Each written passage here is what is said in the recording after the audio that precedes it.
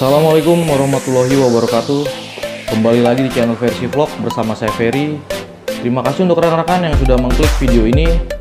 Terima kasih untuk yang sudah subscribe. Bagi yang belum subscribe atau yang baru bergabung, silakan bisa rekan-rekan subscribe, like, share, dan komen jika rekan-rekan berkenan.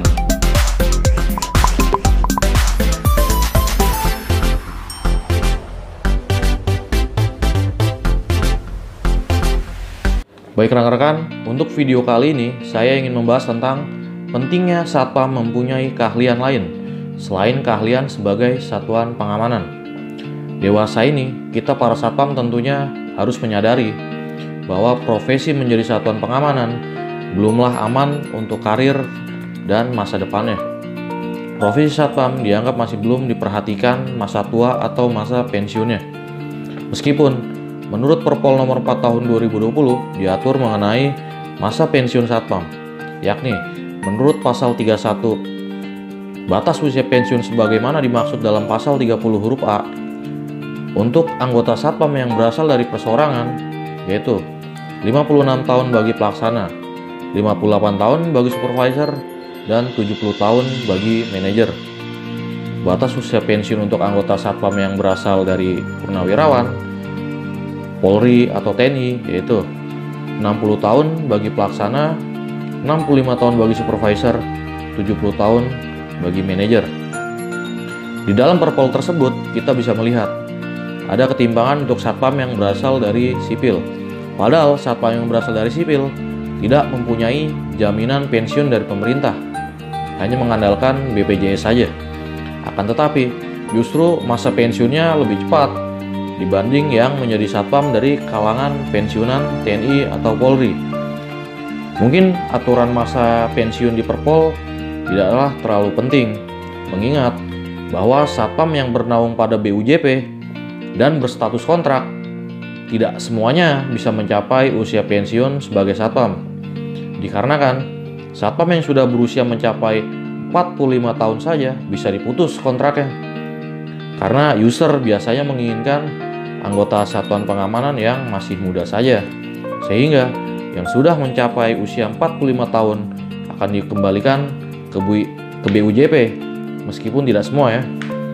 Dan tragisnya di BUJP pun karena satpam yang berusia di atas 45 tahun masih berstatus kontrak, sehingga BUJP kesulitan mencarikan tempat atau instalasi di user lain, dikarenakan para user atau pengguna jasa keamanan tentunya lebih memilih satpam yang masih muda.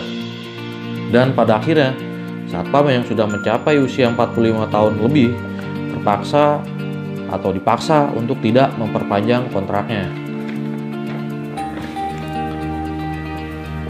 Atau kasarnya, kontrak satpam tersebut tidak diperpanjang dan terpaksa harus kehilangan pekerjaannya sebagai satuan pengamanan. Sebesar atau seperti apapun jasanya saat masih bertugas, tidak akan dianggap karena sudah dianggap tidak muda lagi. Hal tersebut juga pengalaman pribadi menimpa rekan saya sendiri. Dalam bertugas tidak pernah nih bermasalah, di lingkungan tugas pun banyaklah jasa-jasanya. Akan tetapi setelah user memberlakukan aturan bagi anggota satpam yang sudah mencapai usia 45 tahun diharuskan kembali ke BUJP apabila tidak lolos tes calon kepala regu yang diadakan pihak user.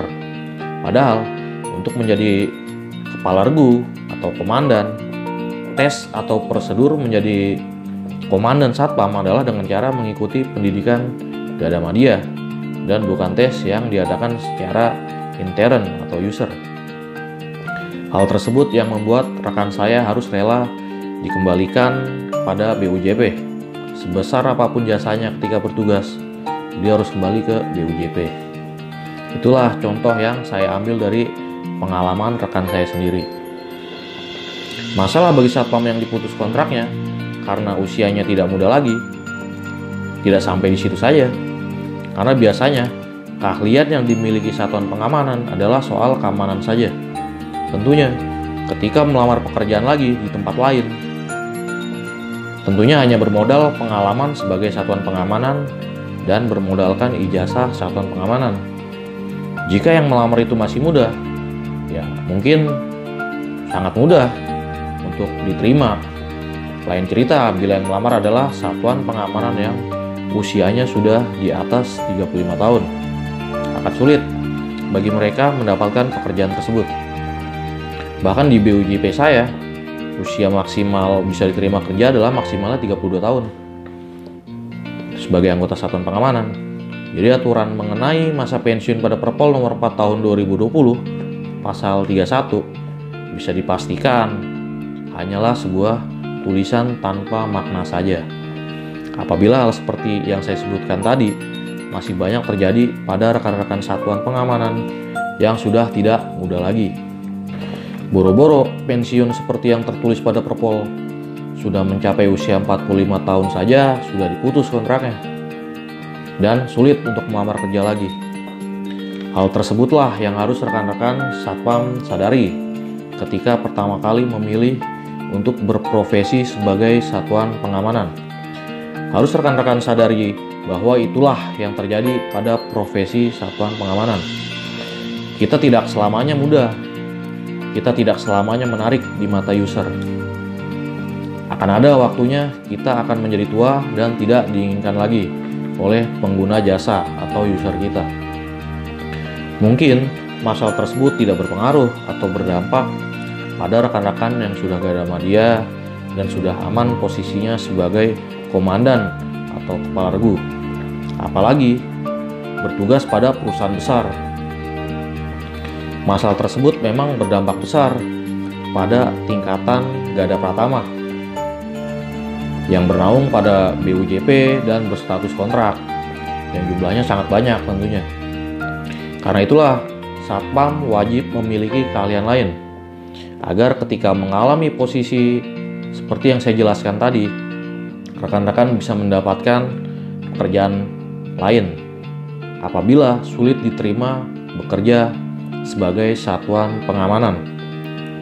Untuk kalian yang bisa rekan-rekan pelajari diantaranya adalah yang pertama, rekan-rekan harus bisa mengendarai kendaraan, bisa roda 4 atau lebih, agar bisa melamar bekerja sebagai supir.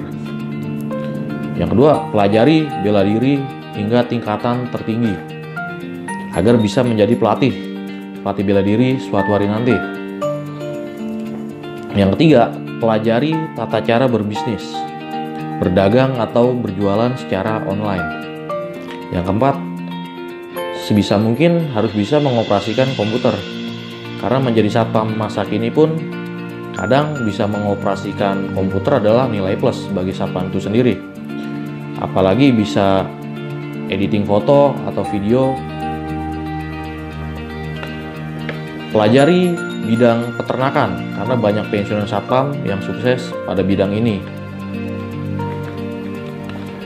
Baik rekan-rekan, itulah tadi alasan satpam wajib memiliki keahlian lain selain bidang keamanan.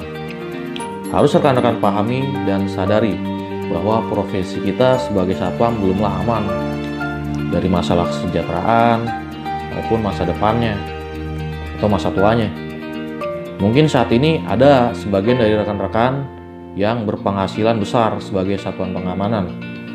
Namun patut diingat bahwa roda itu berputar. Mungkin saat ini perusahaan atau user tempat rekan-rekan bertugas adalah perusahaan besar yang memberikan gaji besar juga untuk rekan-rekan. Akan tetapi perusahaan tersebut bisa saja mengalami kemunduran dan tentunya berdampak pula pada pendapatan rekan-rekan. Jadi menurut hemat saya, meskipun saat ini rekan-rekan mempunyai penghasilan yang besar melebihi penghasilan rekan-rekan satpam yang lain, pergunakanlah uangmu dengan bijak dan hati-hati. Kita tidak selamanya muda, kita akan menua. Kita tidak selamanya diinginkan, suatu saat nanti kita harus siap untuk dibuang. Mungkin apa yang saya ucapkan terlalu kasar, tapi suka tidak suka, mau tidak mau, itulah yang terjadi pada profesi satuan pengamanan. Terkadang rencana pembelian satpam hanya manis di bibir, tapi pahit di lidah. Baik rekan-rekan, itulah tadi bahasan pada video kali ini. Semoga bisa menjadi bahan renungan kita sebagai satuan pengamanan. Baik rekan-rekan, terima kasih sudah mengklik video ini. Terima kasih sudah mengikuti video ini dari awal sampai akhir. Jangan lupa subscribe, like, share, dan komen jika rekan-rekan berkenan. Akhir kata, Assalamualaikum warahmatullahi wabarakatuh.